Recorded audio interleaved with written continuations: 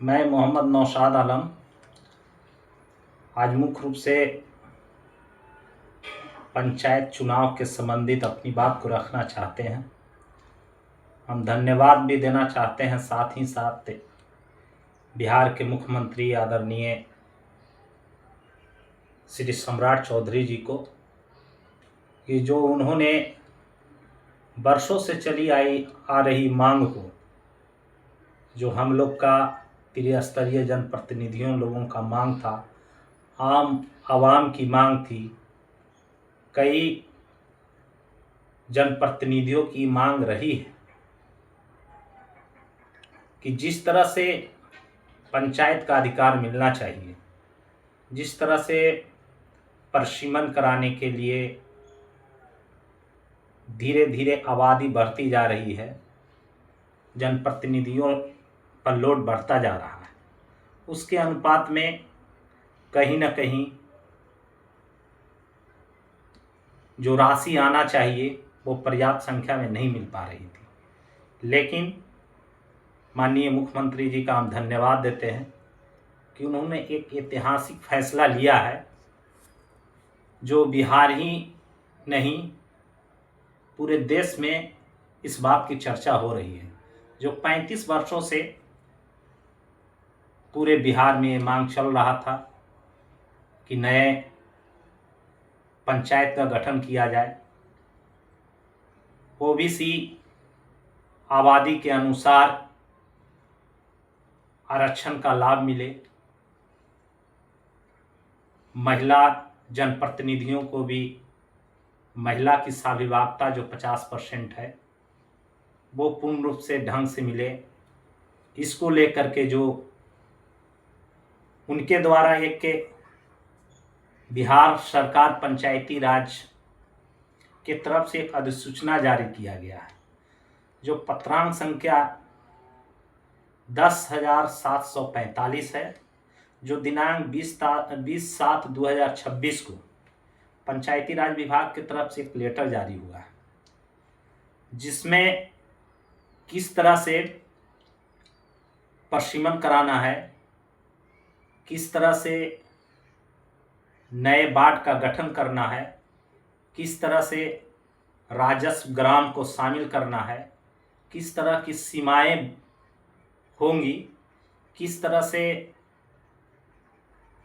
जिस गांव में एससी एसटी ओबीसी की अधिक आबादी होगी वहाँ किस तरह आरक्षण का रूपरेखा होगा, उसको लेकर के उन्होंने विस्तृत रूप से एक अधिसूचना जारी हुआ है।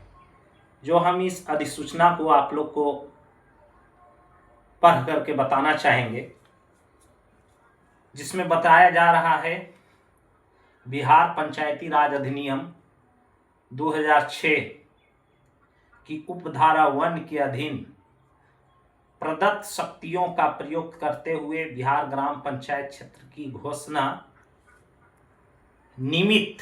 निम्नलिखित आदेश दिए जाते हैं। आदेश है पहला, राज्य निर्वाचन आयोग के सम्मान अथवा विशेष आदेश, निर्देश एवं अनुदेश तथा निर्देशन एवं पर्यवेक्षण के अंतर्गत जिला दंडाधिकारी प्रत्येक प्रखंड में अवस्थित ग्रामों के लिए ग्राम पंचायत क्षेत्र घोषित करेगा। जो जिला के दंडाधिकारी होंगे वो गांव की आबादी के हिसाब से वो ग्राम पंचायत की घोषणा करेंगे। दूसरा है ग्राम पंचायत क्षेत्र का गठन परिसीमन वर्ष 2011 में प्रकाशित जनगणना के आंकड़ों के आधार पर किया जाएगा। जो अभी सरकार ने नई जनगणना आने में लेट है, जो 2011 की जनगणना है उसी के अनुसार बिहार में पंचायती राज का जो नया परिसीमन होगा 2011 की जनसंख्या के अनुसार ही होगा। उसी की जनसंख्या के अनुसार आरक्षण भी रोस्टर बनेगा। उसी के जनसंख्या के आधार पर वार्ड का क्षेत्र भी बनेगा और उसी के आधार पर वार्ड, पंच, पंचायत समिति सभी लोग का आरक्षण का निर्धारण भी किया जाएगा। तीसरा है सभी ग्राम पंचायत क्षेत्रों का गठन पश्चिमन राजस्व ग्राम के अनुसार नए सिरे से किया जाएगा। सभी ग्राम पंचायत क्षेत्र में जो गठन होगा पंचायत का, जिसमें पश्चिमन किया जाएगा इस पंचायत से उस पंचायत, तो जो राजस्व ग्राम होते हैं उन्हीं के अनुसार ये नए सिरे से किया जाएगा। जो भी राजस्व ग्राम में टोले आएंगे वो उसी राजस्व ग्राम के टोले ही माने जाएंगे। तो इसको भी क्लियर पंचायती राज के लेटर में किया गया है। चौथा है ग्राम पंचायत क्षेत्रों की घोषणा के लिए प्रखंड की इकाई को रूप में माना जाएगा।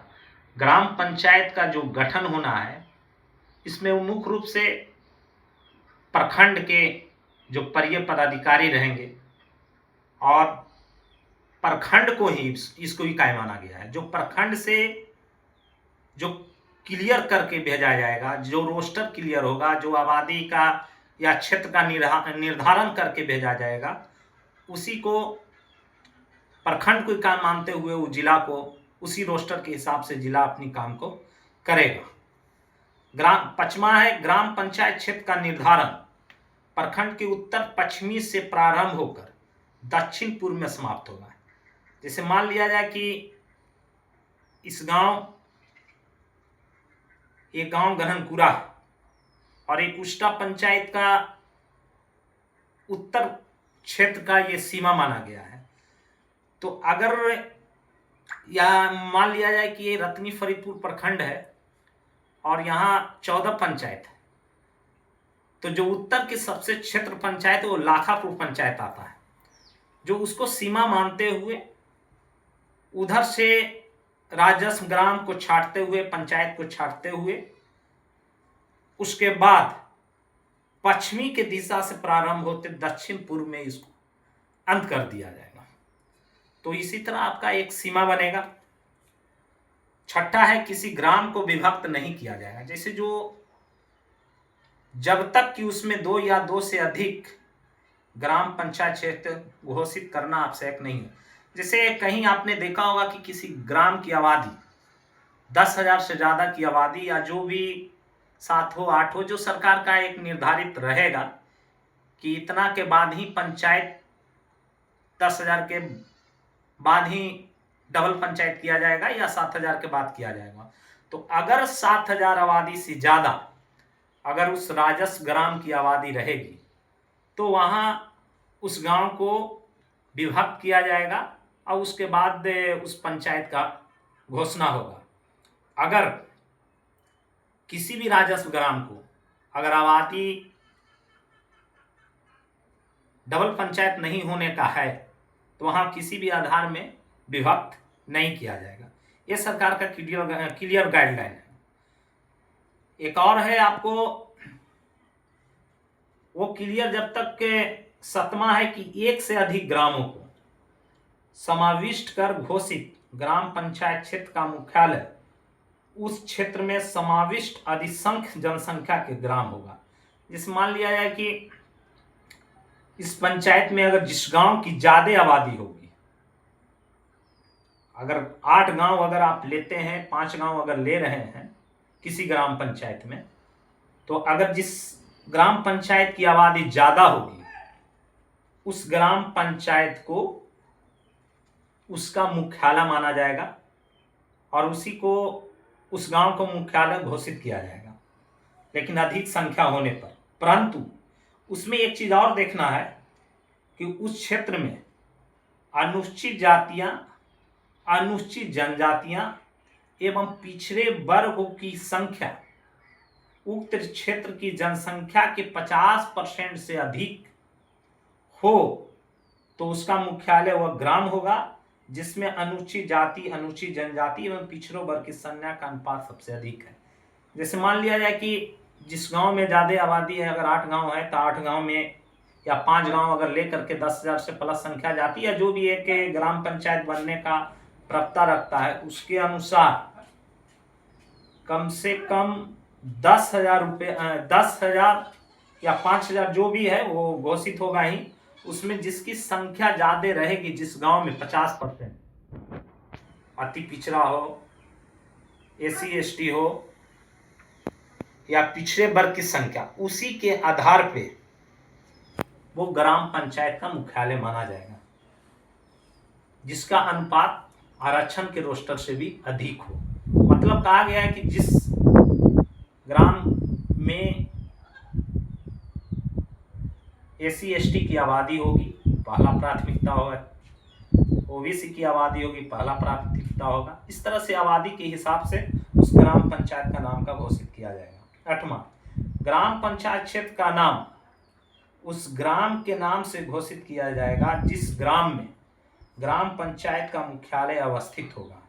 ग्राम पंचायत का मुख्यालय, परंतु जहां एक ग्राम से में एक से अधिक ग्राम पंचायत क्षेत्र घोषित करना आवश्यक हो, वहां संबंधित क्षेत्र को अवस्थित दिशा में उसी ग्राम के नाम से घोषित किया जाए। जैसे मान लिया जाए कि जिस गांव की आबादी 10,000 प्लस होगी और वहां ऐसा लगा कि वहां 2 पंचायत बनने की जरूरत है,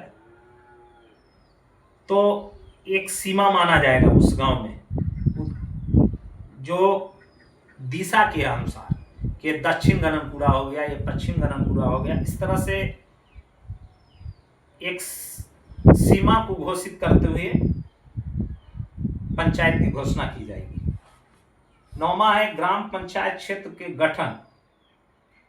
परिसीमन में क्षेत्रों की सीमाएं जहां तक संभव हो प्राकृतिक होनी चाहिए। इसके अतिरिक्त सड़क, रेलवे लाइन, अन्य सार्वजनिक संस्थान जैसे स्पष्ट रूप से पहचाने जा सकने वाले तत्वों को भी सीमा माना जाएगा। जिससे मान लिया जाए कि जिससे राजस्व ग्राम है या जो टोला है और उस बगल के पंचायत में जाता है, वो बीच में नदी पड़ती है, या रेलवे लाइन है, तो उसको रेलवे लाइन या सड़क को वो सीमा मानते हुए उस क्षेत्र में ही रहने दिया जाएगा जो क्षेत्र में वो पहले से। जिला स्तर पर किए जा रहे हैं ग्राम क्षेत्रों का गठन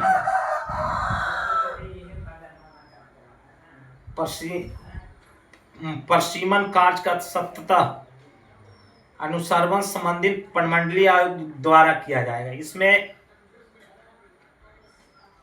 क्लियर बताया गया है कि इसका जो पंचायती राज का परिसीमन के मामले में इनका मुख्य रूप से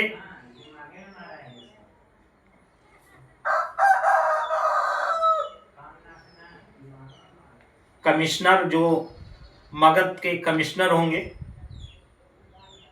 वो इनका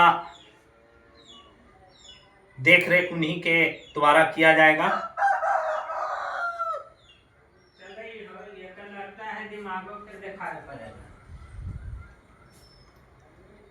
और तथा राज्य सरकार एवं राज्य निर्वाचन आयोग द्वारा निर्गत दिशा निर्देशों का अनुपालन समय समय पर उनके द्वारा किया जाएगा। ग्राम पंचायत क्षेत्र के निर्धारण का प्रारूप प्रपत्र 1 में ग्राम पंचायत संबंधित प्रखंड कार्यालय एवं जिला दंडाधिकारी के कार्यालय में सूचना पट पर